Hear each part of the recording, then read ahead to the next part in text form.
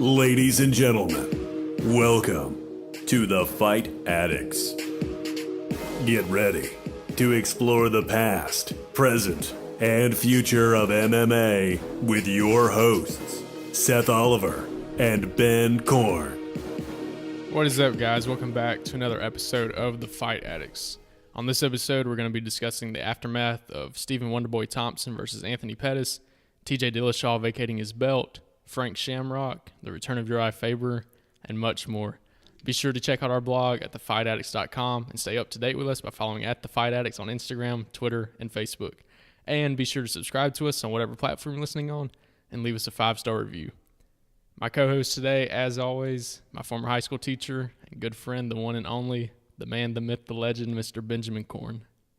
You didn't tell me you were going to mention Frank. No, I left that one as a surprise.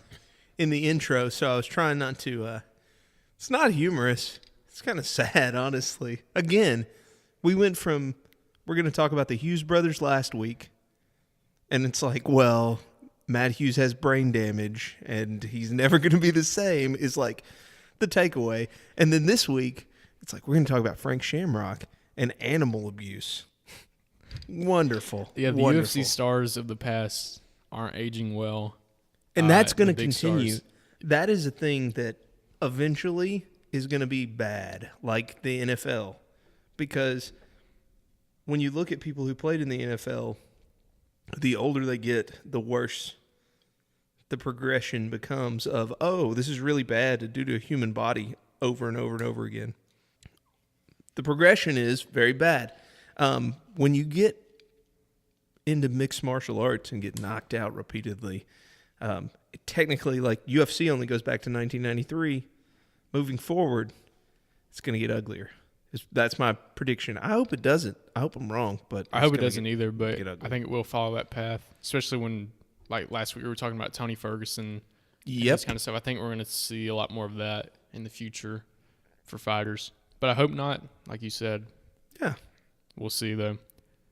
So last week you were the guy that did not catch the prelims, and this week I am that guy. I was only able to catch the main event of UFC Nashville because I was attending a wedding, and the wedding was at night, so I missed the entire card. I did go back and rewatch the main event and the first round of the co-main, like I was telling you earlier. So I want you to just tell us a little bit about any of the fights that you found interesting and kind of inform me on really what happened at UFC Nashville. Okay, so I watched the whole thing. I thought that the Bryce Mitchell fight, Thug Nasty, the prelims main event, that was a fantastic grapple war. And really a battle of gas tanks and will and desire and repping Arkansas. So, it was a feel-good fight, and it had the correct ending where the person I felt like who gutted it out more got the win. That's good. Was there any bad judging like there was at UFC London that you can remember off the top of your head? Nothing that just jumps out at me as being egregious. The fact that one of the judges said it was a 30-27 in that Curtis Blades fight. Yeah, I was reading the scorecards of that. 30-25 is correct. It was bad. Yeah. I mean, just awful. I mean, I could see it being 30-26, that he only had 2 10-8 rounds. He didn't 10-8 him all 3 rounds. But the second and the third round, he just did it to him.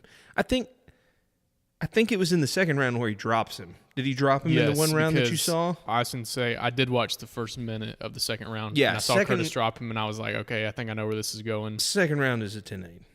Because it has to be. Because he dropped him and then proceeded to have complete control of him on the ground. Did you put any fake money on this fight? Yeah, I said that Blades would win. Yeah. And then I said I picked Wonderboy to win, but I didn't put any money on him. When I saw the line was plus 290 for Pettis, I put fake money on Pettis because that didn't seem right. He's always dangerous. And what do you know? He was able to get it. The only other takeaway from if you're watching prelims and you're going deep and you're addicted to fighting is that Randa Marcos armbar transitioning on the ground was legit. I really liked that. Be sure to go back and rewatch it. Yeah, I don't know who won Or not rewatch submission it, watch it first time. of the night or whatnot. I was going to ask you from whatnot. Whatnot. Yeah. The H is there for a reason. All right. That fight though with Marcos, I felt like that was going to be your submission of the night, and I'm trying to think real hard. I didn't take notes or anything. I just watched the card, and then everything gets thrown off in your memory when something as wild as what happened in the main event happens. You're like, whoa, and everything else goes to the rear view when you start thinking about the knockout. So. Yeah, like you said, and I agreed with you, I posted our predictions on Instagram. We both had the exact same prediction. We thought that Wonderboy would win, or that it would go to a decision, and that Wonderboy would probably win 4 rounds, and you said that one round that he didn't win would kind of be the deciding factor, and I thought that Pettis would probably just kind of outland him or something for one round. But what were your thoughts whenever you see, you hear for the 10 seconds left, and then a Superman punch comes and Wonderboy's knocked out for the first time ever, I think he said in 80 fights, because he put up a video of him in the hospital, and I believe he said it's been 80 fights since the first time that he's ever been knocked out. And that's mixed martial arts and kickboxing is where the 80 comes from. Karate. Oh, it's karate. I don't think he was was he a kickboxer? Did he get in a kickboxing ring and do that? Because I really don't think he did. I thought that he did. He hits me and again, there's probably somebody like screaming at their iPod right now, but like he's a karate guy. Yeah, he is a karate guy. Yeah, and all of his stances and stuff, I feel like you would die in a kickboxing fight if you stood like that.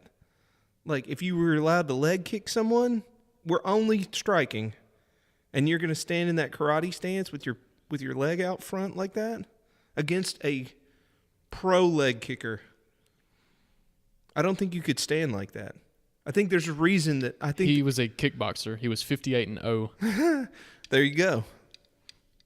No edits. No edits. No edits. I was incorrect. I want to see footage of that. Did he stand like that? Maybe my knowledge of kickboxing is flawed. I'm thinking about K1. I'm thinking about the thing that Overeem won the like grand champion. Yeah. You can be giant on steroids and horse meat. Yeah, exactly. Like if I'm thinking about that kind of kickboxing, and I've never seen anybody just go in and stand sideways and be like, "Wow, I'm a ninja." He looks so good though. Like until he lost, I thought that was very, very good. Yeah, he was out there weaving in and out like a snake, and I got sidetracked there. But the thing that I was going to tell you was, I feel like those odds were more than correct in terms of if they had that fight again. It looks like the first 10 minutes of that fight for however long it goes. He doesn't get caught. He never lets him pop in off of the wall against him. Yeah, and it looked like in slow motion, well, obviously he was reacting to the punch, but he just like barely kind of missed slipping out of the way because you can see his head going back, but he just... I heard him say that he didn't see, like he has no memory of it. Like that's crazy. I heard him say that it was the most ninja thing that had ever happened because he just like woke up and was like, I have no idea what I got hit with. Yeah, he took the loss like a champ. If you watch those videos, which I mean that's kind of expected of Wonderboy, but yeah, he's a tough guy. Yeah. Did you think that Pettis looked good? Yeah. Because see, I was questioning. I wouldn't necessarily say that this is the return of Showtime.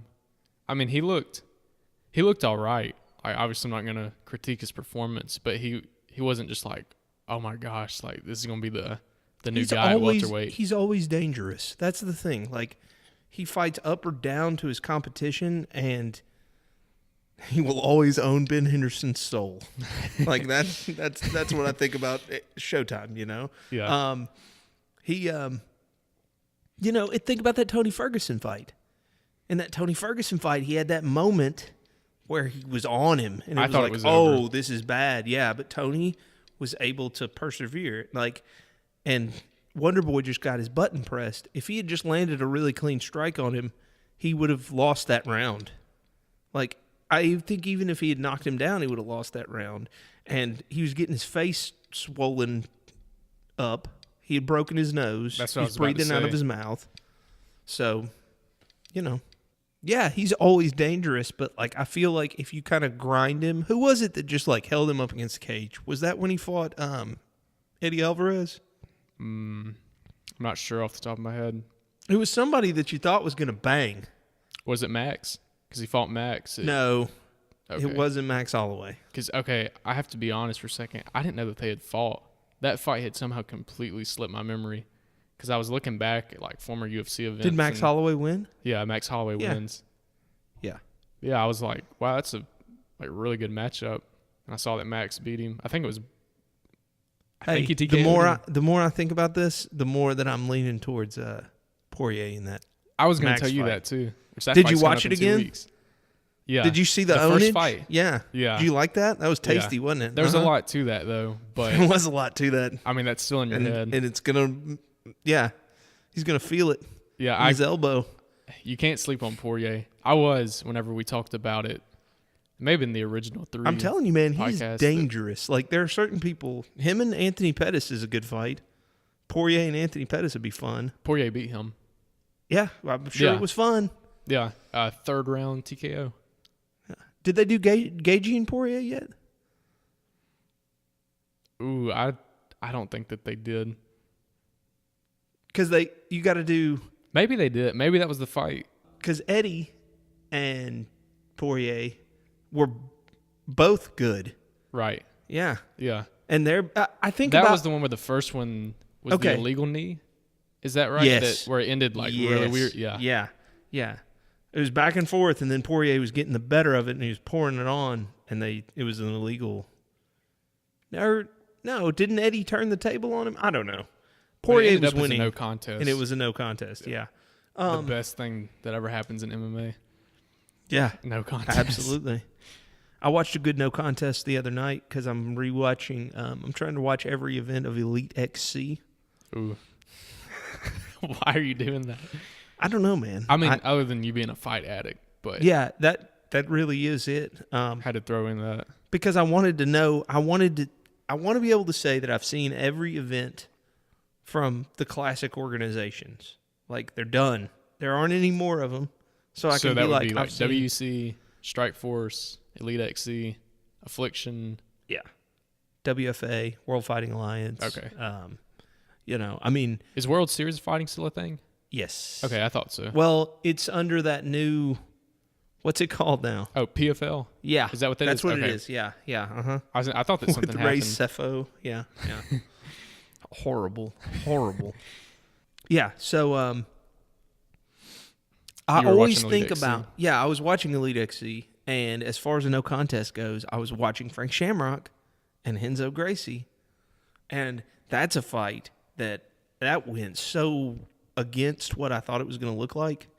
I thought that How'd you think it was going to go? Frank would keep it standing and touch him up and kind of have his way with him however, he wouldn't put himself in a bad position to where Renzo would be able to jiu-jitsu him very well. But I've always thought Frank was good in any position. His jiu-jitsu is good, his standing is good, and he'll just be able to use whatever you don't have. And if you got bad cardio, he'll tire you out and then beat you that way. His cardio was always kind of his thing. So I think his plan was to tire Renzo out, but Renzo just has him on the floor, side control, mounts him, just nasty. And then he gets in a weird position where Frank is able to knee him in the head from the bottom. His head is lying on Frank's chest, and he throws a knee to his head, and that's a legal strike because he kneed him on the bottom, and then Renzo can't do anything. It's hilarious. It looks like a pro wrestling match at that point. Yeah. You should And go back when did and this watch. happen?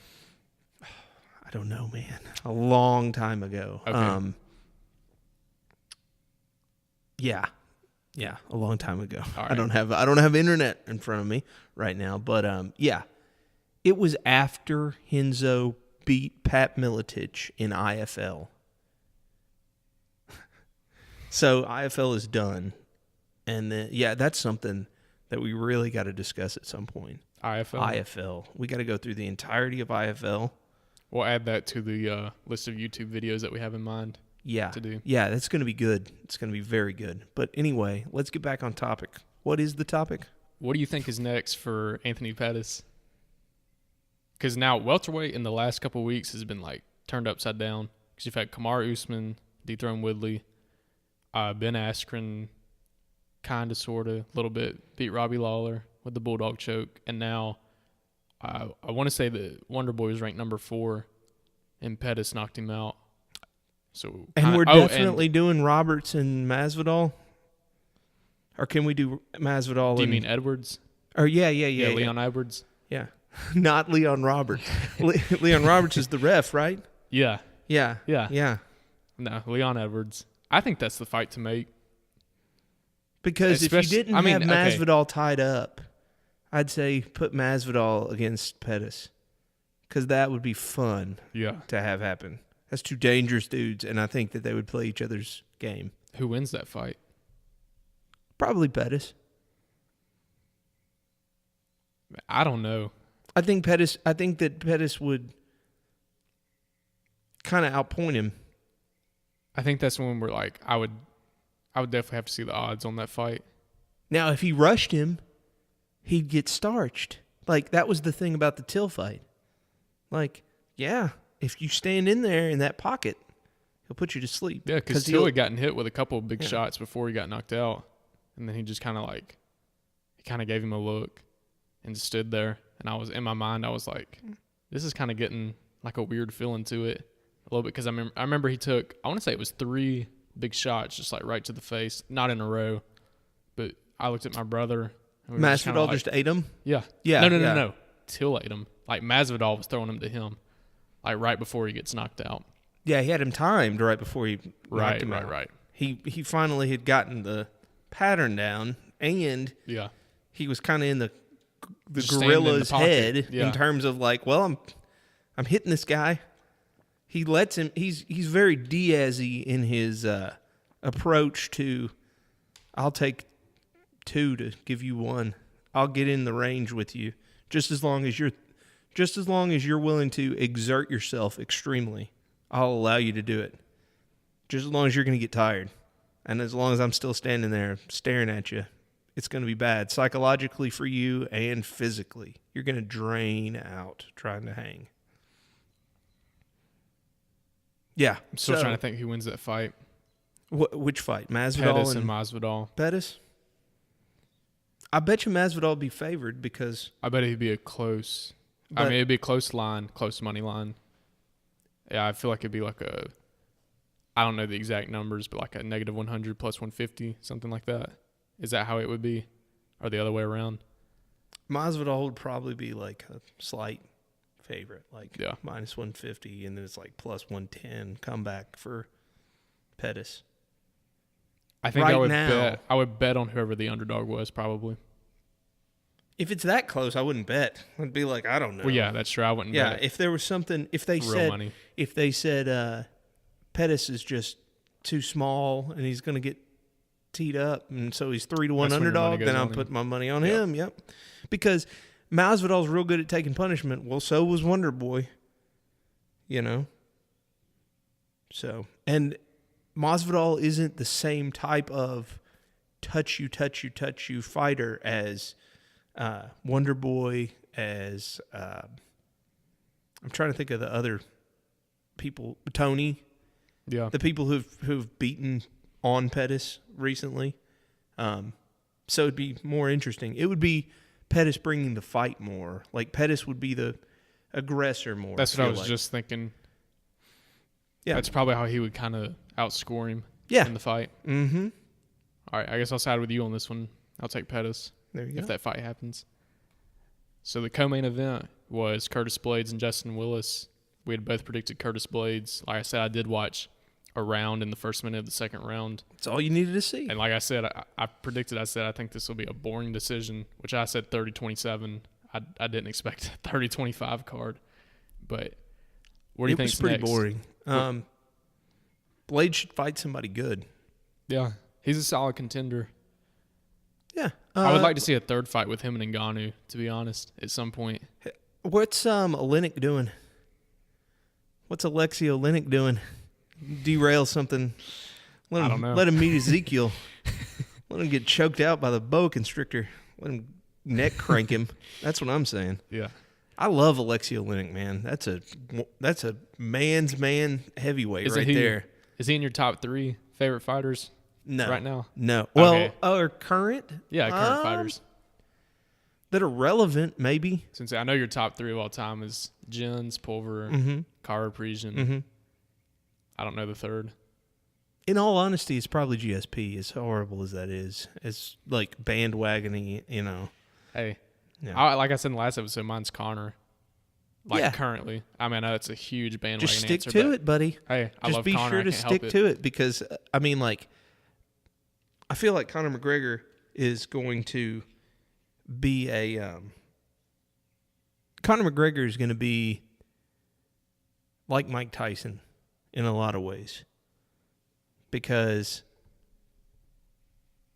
the people that he beat on and styled on aren't, I mean, the Eddie Alvarez fight is very impressive. His most impressive performance. Yeah. And I mean, Jose Aldo, I guess, is technically his most impressive That's performance. true. Well, If you don't consider it a fluke, you know? Like, if you don't say, yeah, they both went in there and rolled the dice, and Jose didn't think he was going to get hit that hard. I was going to say, I think there was a lot of mental warfare that Yeah. got inside Jose's head, So which is why he kind of rushed a little bit. Mm-hmm. And there's power that needs to be respected with Conor McGregor. Yeah. There's Precision speed beats and power, and timing beats speed. I That's guess. what he said after yeah. the fight. Yeah. All right, let's get into the big news that happened this week. The Bantamweight champion, I guess I should say the former Bantamweight champion, TJ Dillashaw, relinquished his belt voluntarily due to a finding in his drug testing. Where he Did they tested find positive. out what it is? The last that I've checked, they haven't found out what it is, which is still kind of weird. But the fact that he's already relinquishing his belt. yeah, Matt Serra, I was watching a video where Matt Serra was talking about it, and he was talking about how that's kind of fishy, how he's already doing that right away. Absolutely. Yeah. Because there, I agree listened with to Matt a, on I that. listened to a Chael video on this where he was I love talking listening about to Chael. Yeah, he was talking about USADA's like methodology. I think I watched this video. Yeah, and saying how they won't tell, and they won't make a statement until you make a statement. Right. Like, there's yeah. like confidentiality, but if Because they're saying that's the case with Paulo Costa, who was going to fight Yoel. Because now it's Yoel and Jacare too. yeah, But no announcements or anything's come out from either party. yeah, Yeah. how hilarious is that? That like Yoel Romero is gonna call, like, be like, just look at him. Yeah. How can Yoel Romero ever use the just look at him? That was like the superhero fight. Like both of their bodies in there. Yeah, Yeah. it's like WrestleMania, like you know that body, Yeah. the Bobby Lashley extraordinaire. I miss Bobby Lashley. He needs to come back and fight some more Bellator for me. But yeah. So as far as TJ relinquishing his belt goes, I saw that Henry's going to come up and fight Moraes. Now, is that official? Because the last I've checked, it's not official. Because there's like this whole little like kind of tournament thing of like Marlon Moraes obviously deserves the shot. And that's kind of what everybody's been saying. Yeah. Because he's the number one contender. But it's like, who do they face him up against for the belt? Because right now the names that are circling are Aljamain Sterling, who just beat Jimmy Rivera. Is he undefeated? No, he's not. Do you know who that is? Yes. Okay. Wrestler. Aljamain. Wrestler. Yeah. Yeah. The Funk Master, I think is his nickname. I call him Wrestler. Yeah. Yeah. So Aljamain, Pedro Munoz, Okay. and who was... Oh, yeah, Henry. That was the third. Where's Brian Caraway in that discussion? No, I don't even know what Brian Caraway's doing. You ought to look that up. I have no idea. I would, but the internet's messed up tonight, so I'm not able to look anything Didn't Tate leave him? Isn't he no longer Mr. Tate? Oh, I'm not for sure on that. I think that he is. I think that like the last time I went to look to like just kind of like smile for myself and be like, what's Brian Caraway doing with his life? I looked at it and I was like, oh no. Oh, like Tate had left him and like he changed his fight team all around, and it was just one of those kind of like a midlife crisis sounding thing. Yeah.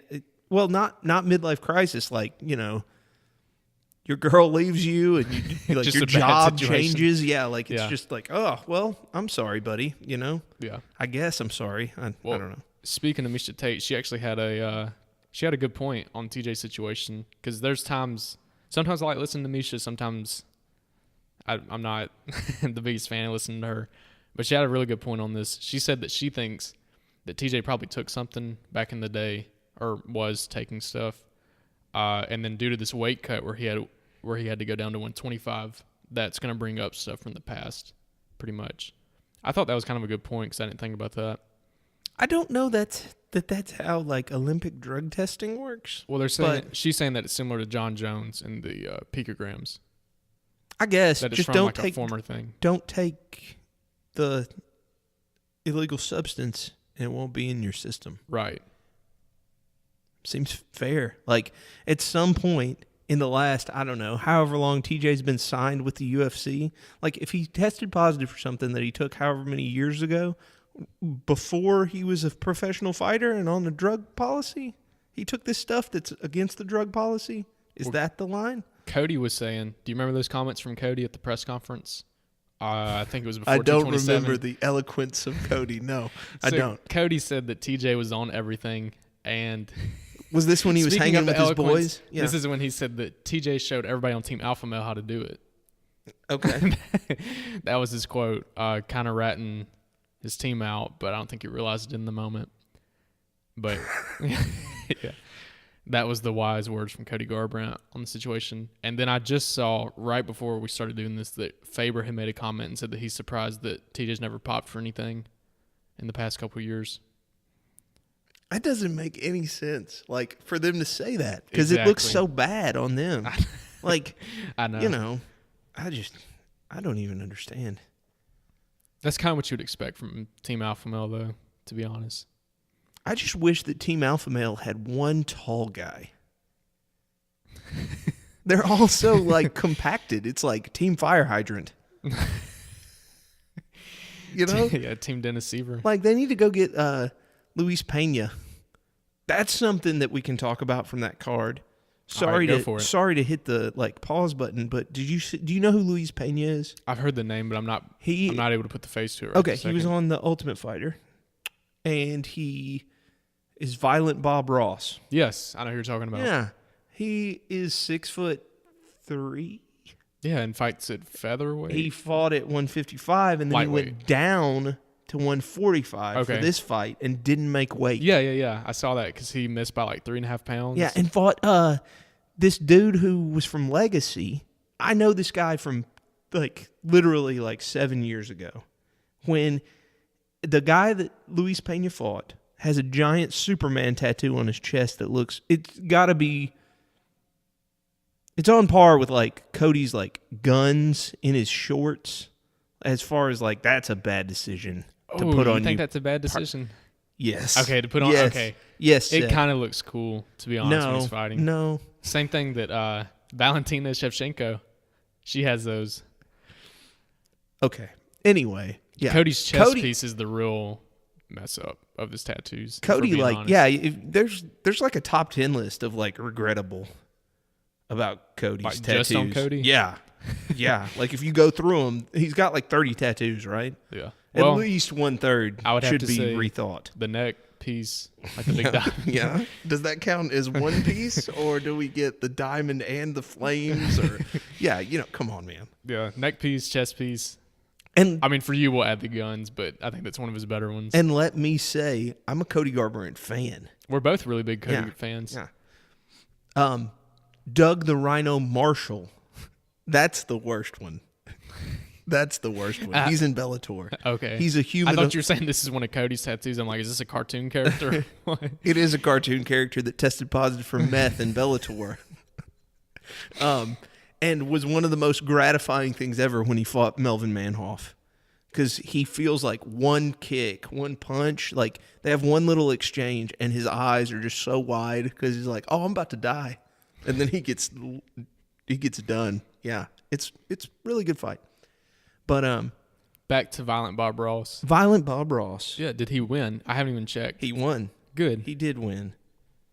But the question is, how, and his opponent was a guy from Legacy that was terrible back in the day. And I saw him get starched in Legacy. And then they pointed out that that's his only KO loss was the thing that I'd seen like 7 years ago. I was about to say, and you always remember everybody at their worst. Yeah, and I've seen him at really bad.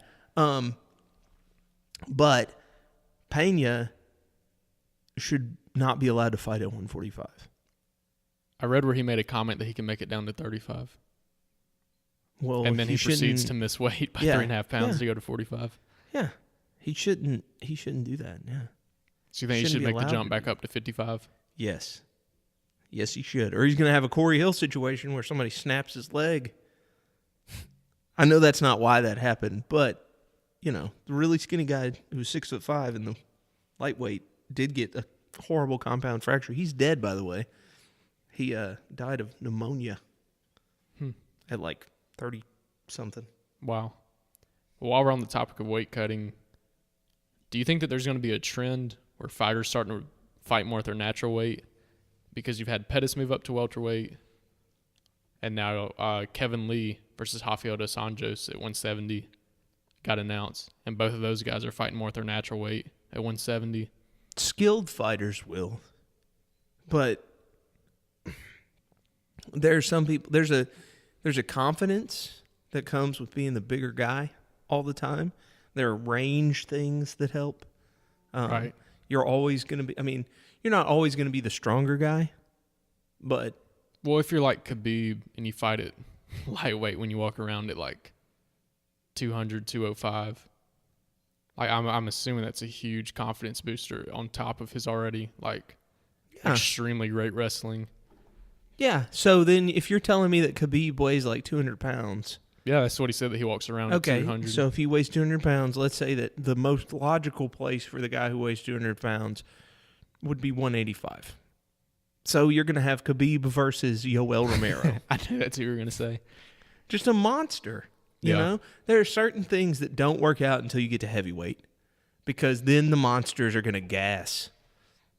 You can kind of pull, once again, the Frank Shamrock versus Tito Ortiz, where you're just like, you're too big and you don't have cardio, and I'm going to drown you once you get to heavyweight. But like everywhere else, it's there's not enough time to wear someone out anymore. You're going to lose a decision and get mauled in the process, probably get stopped. Well, our original subject was TJ relinquishing his belt. Yes. So who do you think should fight for the vacant belt? Not Henry Cejudo. So you're but he's going anti-Henry. He should stay at 125. Yeah, it's weird. His whole point was, I'm here to save the flyweights. Yeah. Uncle Dana, don't remove the division. And then as soon as he wins, because Chael did a video on this, as soon as he wins and saves it, he asks for the rematch at TJ at 135. Yep. Yeah. And for Mega, Juicier, he looked impressive at the number. He destroyed the 15-0 prospect, and he looked impressive on the card the other night. Like, third from the top. There's a guy who's the number one contender who won decisively against an undefeated prospect who called out your champion, and you're telling me that you need to go and have him fight at 135 for something that is going to be a glorified interim title. It's going to be a placeholder. What are you doing? Why would you do that? I don't know. I think the fight to make is Moraes versus Sterling. Where's Dominic Cruz? Dominic Cruz, that was the guy too that's thrown into the mix. I totally forgot about him. Like, why don't you do Dominic Cruz versus Marlon Moraes? Well, how healthy is Cruz right now? I don't know. Yeah. I mean, like, if he's got both of his ACLs, then, yeah, exactly. Like, Like, if he can make the fight, you go ahead and you at least set it up. At least be like, it's Dominic Cruz against Marlon Moraes. And just then have somebody on backup. If Dominic, yeah, exactly. Have Henry there. Oh, so you would have Henry as the backup? Or are you just saying for example? Yeah, it's probably not going to be Henry. You should have Henry training to fight Formiga. Okay. That's what you should be doing. But well, do you want to see Henry versus Benavidez at 25 for the belt? Yeah, you should do that again because Joseph Benavidez beat him. Right. I think that you should do that again, too. I think that Henry needs to just kind of stay in his lane, stay at 25. And by the time you've done those two fights, you're like a year later. Yeah. There's going to be someone else coming up. It's not that there's really a lack of depth at that division. There's just a lack of caring, there's a lack of people who really care about 125, 135. Until you get to Connor's lightest weight, no one cares. Yeah, that's kind of true. Honestly, Dillashaw and Garbrandt, if you're not named either of those. Yeah. Okay, let's say TJ doesn't relinquish the belt and that Dana decides not to do the rematch of him and Cejudo and Dillashaw and Moraes fight. Who do you think wins that fight? Because honestly, and I'm a big TJ fan, along with being a big Cody fan, but I would kind of lean towards Moraes, especially knowing he's going to be the underdog. I kind of think, honestly, if I hadn't seen the Henry fight, I feel like it would go a little bit like that. Like a weird, Moraes just comes out and knocks him out in the first round. Probably not as early as Henry did. He's the leg kicker, right? Moraes? Does Moraes throw a lot of leg kicks? Yeah, from what I remember. I don't know, man. I feel like TJ gets it done. Yeah, I mean, it's hard to bet against TJ, but like I said, that Henry fight was I would fluky. pick Moraes. In the sense of do you think that was a good stoppage? Because we weren't doing the podcast. It was a fine stoppage. I agree don't have too. a problem with the stoppage. I have a problem with TJ deciding that he's going to kill himself and get to a weight that he shouldn't ever fight at. And then he fought someone who is at the top of the food chain and only 10 pounds down, but that 10 pounds killed him. So now, if you let him properly be at his real weight, I feel like the guy who knocked out Cody Garbrandt twice would beat Henry Cejudo most of the time, but it's a fist fight. People get caught by the person that isn't supposed to win. Right. Like the story of Danny Lefevre is true. We will get into that sometime. All right. Sounds good. Like I said earlier in the podcast, Frank Shamrock is a topic, and we've made it to the later part of the podcast. And if you hadn't heard the news, former UFC star Frank Shamrock faces animal cruelty charges after allegedly abandoning a dog at an airport. It said that he had made a Facebook post talking about how, I need to get rid of this dog. I think it was his mom's dog. Yeah. And then he ends up leaving it in the car at the airport. No, leaving it tied up to a truck at the airport for 5 days. For 5 days? Yep. Wow. And as of the last update I heard, they weren't sure if the animal would live or not. I was about to ask you that. Yeah, the article that I found was from March 22nd. Yeah, So I only read about back. it. Yeah, I only read about it when it happened, and then I was like, ugh. But because seriously, man, you could take it to a shelter. He said that he had called over 200 places. I think he said in the 200 places. Yeah, he said 200 animal shelters, and they all said we don't shelter animals at this animal shelter. Is that what he got on the phone? We don't take. Sorry, this animal shelter doesn't take in stray animals. Is he just calling meat packing plants, like slaughterhouses? It's oh, you only kill animals here? Well, this one's going to be better off to suffer and die chained to a truck in a parking lot. Come on, man. Yeah. Were you a big fan of Frank back in the day? Oh, absolutely, man. I love watching some Frank fights. Yeah. I like his psychology in the cage. I watched that documentary that he made in Bellator. I think it's called Bound in Blood or something. And it felt very pro wrestling-y in terms of some of the stuff that he said in there might not have been true. And then there's this weird sit down with him and Ken where Ken says that he really wants to have the fight between, like he starts trying to sell him on a fight, and like Frank is just sitting there crying, explaining how he wants to be his brother and stuff. And it's just like, what is going on? Why? Like, I understand that these things happen inside of families, but like, why bring a film crew and be like, yeah, I'm the baddest man ever, and I'm people gonna like you sit watch and it. cry? Yeah, I mean, I watch it. I watch Fight Master. I watched every episode of Fight Master on Spike. What's Fight Master? Fight Master was This is your time to shine, the old Bellator's school stuff. yeah, Bellator's answer to Ultimate Fighter. Okay. And it was And what's it called again? Fight Master. Fight Master. Okay. It was Greg Jackson, Joe Warren, and Randy Couture were the three coaches. And they tried to sell you on why you should join their team.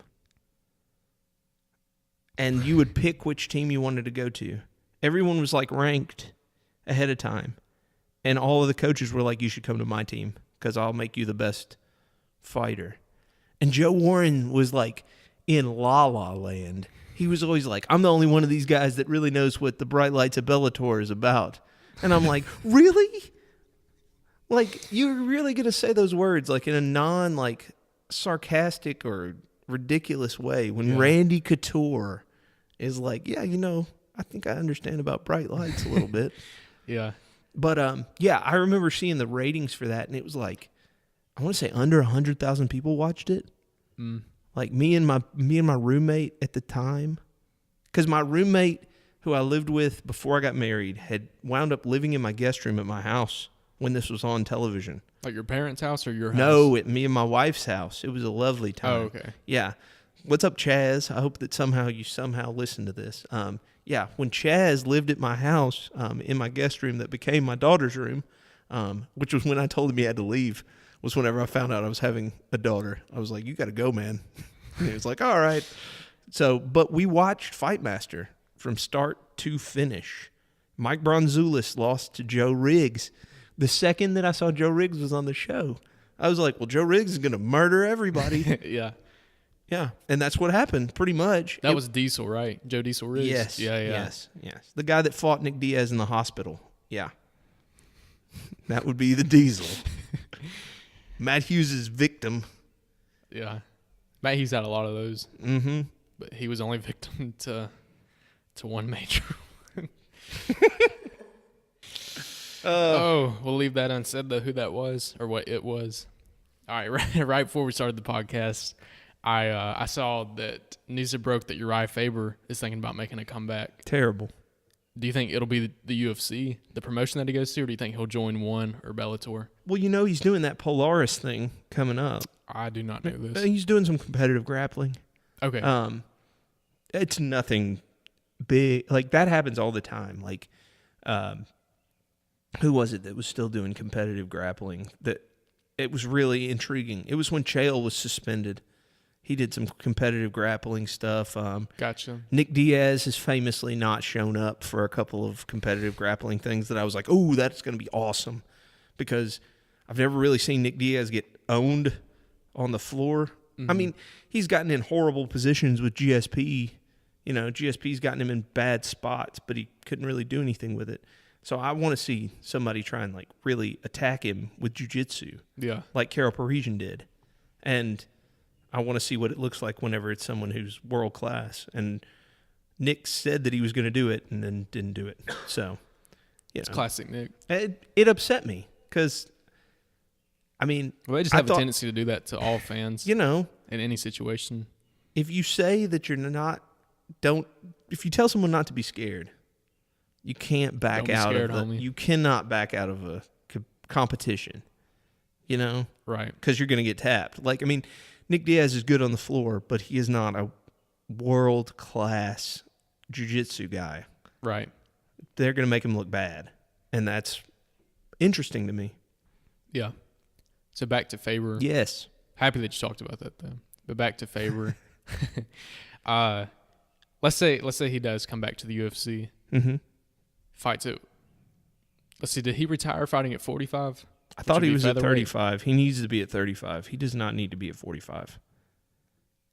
He's going to look so small. You going to fight Dennis Seaver at 45? Like, there's nobody for him to fight his size. Okay. That's not on his team. You know, like he could fight Chad Mendez. Yeah. So he comes back, fights at 35. Yeah. Do you have anybody in mind in the top 15 that you would put him against? No.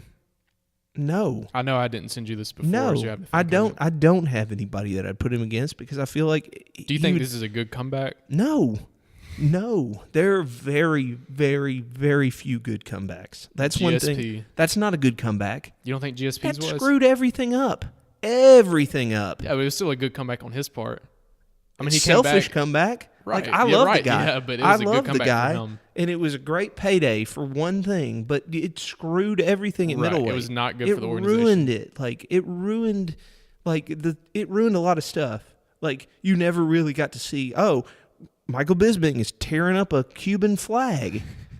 Let's see what happens whenever we put him in the cage with a guy who's a medalist that looks like Yoel Romero looks, and let's have him do Michael Bisping to that. Nope, GSP has to come back and get that ruined. No, yeah, I definitely agree with you that for the organization and for the middleweight division, it was bad.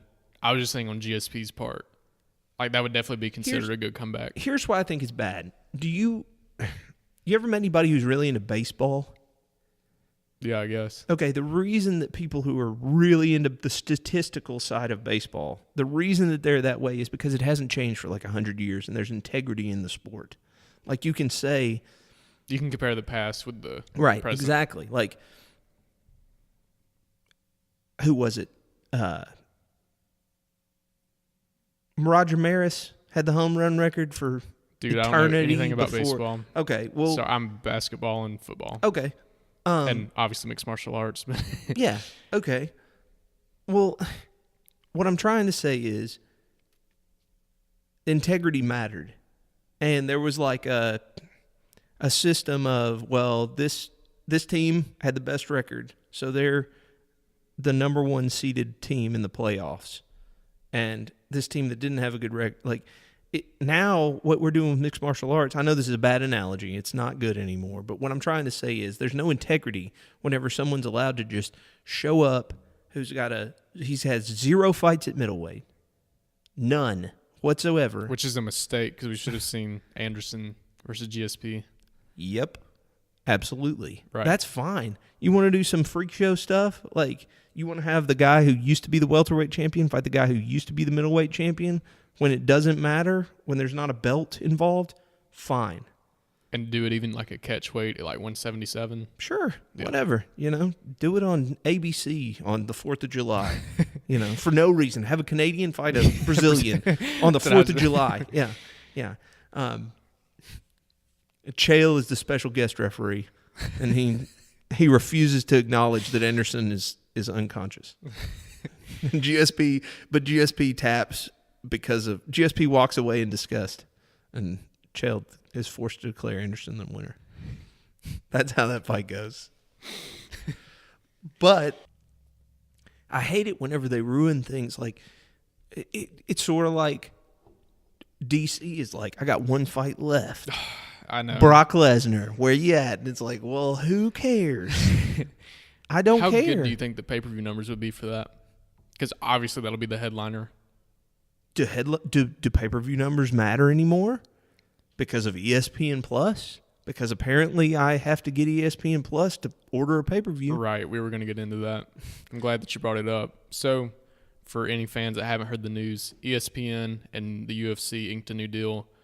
They agreed to a new 7-year contract with the promotion. They extended that. And then on top of that, it was revealed that the network's digital platform, which is ESPN Plus, will now be the exclusive distributor of the UFC pay-per-view events for American viewers.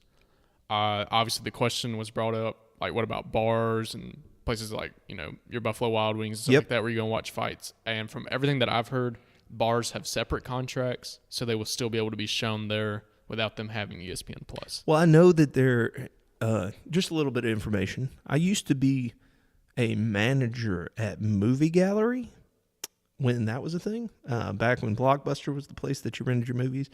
Movie Gallery was the number one rental chain in the urban and rural markets, because we also owned Hollywood Video, and Hollywood Video was the urban one. The rural one was Movie Gallery. The DVDs, if you ever, back in the day, if you ever rented something from Blockbuster, was famous for doing it. If you rented something from Blockbuster and you didn't bring it back, you just didn't bring the tape back. This is VHS days. They'd charge you like $55 for a VHS that you could go buy a copy of it at Walmart for $15. And the reason that they said that they were doing it was because that DVD cost them a different amount than it cost you, because that DVD is allowed to be rented out over and over and over again. It's a different price tag because they had to pay a fee to rent it to you. So when you lose it, it's worth more money than the one that isn't that way. The one that you just buy at Walmart that you're not allowed to rent out to somebody. Now, they stopped doing that because that's nonsense and ridiculous before the end of it, before the end of renting movies, before we got replaced by a soda machine in front of a Dollar General. Real quick, do you think that'll ever come back in style? It's kind of like a retro throwback thing. Maybe. I've always had an idea for a commercial for Movie Gallery now. All right, where well, we got to hear it. Okay. So it's the dead of winter, and it's like a snowstorm. And it's these people who are trying to get a movie from the red box, but there are people standing there, and there's just someone scrolling through, and they're just so cold. And they're like, why? Why are we doing this? There's a sign for Movie Gallery. And then they say, but it's Christmas morning. And you say, Movie Gallery is open 365 days a year. And that's the commercial. Yeah. I worked on Christmas Day a couple times. Yeah. Don't worry about sitting in the comfort of your own home and just ordering a movie from the TV. Well, you could show that too, and you could show it being like DirecTV's order a movie thing, and it's like $6.99, $7.99 for it to be in HD, which is how everyone's gonna rent it, and they could just be like $7.99. They're like, come on down to Movie Gallery, where it's $3.33 a night. Would you want to manage that if it makes a comeback? Yes, I would do that and then deliver pizza on the side. Yeah, I'd deliver. Yeah, it's like your dream life, and then podcast for the Fight Addicts. Yep, that's right. That's right. That's not my dream life. That's just two of my jobs that I happen to have. Yeah. I knew that you've mentioned to me before how much you enjoyed delivering pizza. Yeah. That's an easy job. Yeah. What'd you like about it so much? I just got to sit and listen to music and chain smoke. That was pretty much what I did, you know. So that was back when I also thought I was going to have a musical career. If you'd been talking to me when I was growing my hair out and stuff. Oh, dude, I totally forgot that you had your hair grown out. Yeah. Because obviously I didn't hang out with you then, but... Down to my breasts. Pictures. Yeah. It'll get there again. It'll be white by the time it does, but... you're doing that when you're older? Oh, yes. Got to get my girls married, but then I'm allowed to look the way I want to look. Gotcha. All right. Before we wrap this thing up, a very, very, very exciting striking match is coming up this Saturday with Edson Barboza and Justin Gaethje. Oh, I was hoping you were talking about Artem and MAGA whatever. No, Malinaji. No, he's got to fight his first fight first. Paul Make America Great Again, Aji. No, not yet. I don't know his politics, by the way. I don't know if he's a Colby guy. But I don't know. Oh man, I hope he pieces him up. You hope who pieces who up? I hope he like hurts Artem. Okay, we're talking about that. I don't know if you're talking about Gaethje and Barboza. Oh, hey, Gaethje. All day Gaethje. I'm telling you guys, Gaethje's going to do it. Man, we're siding together a lot. Because at first, whenever the news broke, I was like, we've talked Barboza? about it before, back in the previous original, incarnation. And I told you at the time I was like, Gaethje's going to get him. And I agree with you now. I think Gaethje... I thought I was being edgy and really going out there. Yeah. I think we're going to look like... we're either going to look really good or like idiots. It's going to be bad. Because I feel like a lot of people are going to pick. I feel like Las Vegas picks Barboza, right? For sure. Yeah. So like they're clearly smarter about this than I am because they've made money and built giant buildings with the ability to make money picking these things, like telling you what the odds should be. So, yeah, I just feel like Gaethje is always underrated. Yeah. Well, in Always. 2019, like this has been the year of the upsets too, because we started out Cejudo beats Dillashaw, Yeah. and then Ngannou beats Kane. Yeah. Showtime beats Wonderboy. Yeah. I'm pretty sure there's one more in there that I'm forgetting. But overall, there's just been a lot of Usman. big fights. Usman beats Woodley. That was it. Sadly, we can't say Smith beat Jones. But almost. Yeah. We were one knee away from it. Yeah. I guess one decision because the knee happened. But yeah. I don't know, man. It's gonna be interesting coming up. A lot of good stuff happening. Yeah. How do you think that Gaethje Knocks do you him think out. that he Jamie does knock him Varner. out? Go watch a Jamie Varner fight. I'm telling you. Was this in the UFC? Barboza versus Varner, UFC. Yep. Like Jamie Varner was supposed to be the sacrificial lamb. Like Barboza was killing people, and then got him. Yeah. I hope that I'm right. By the way, this is all out of my head. Like I really hope that if you are editing things and it turns out that Edson Barboza never fought Jamie Varner, and I'm just making that up because I remember it. I do that sometimes. So yeah, but I think that Jamie Varner just aggressively pushed forward recklessly, kind of like somebody does amazingly well. Yeah. And Barboza was freaked out by somebody that came to brawl like crazy. Let me reference a fight that I think it'll be fun if it looks like. I wrote an article a while back for the Fight Addicts about my favorite fights, and the Chad Griggs versus Gian Vellante. Chad Griggs just never lets him set. He never turns it into any kind of a technical anything. It's just rushing. And Vellante is like, why is there a 6'3" fireman just running, throwing bolo punches at me? Like I don't have time to kick him.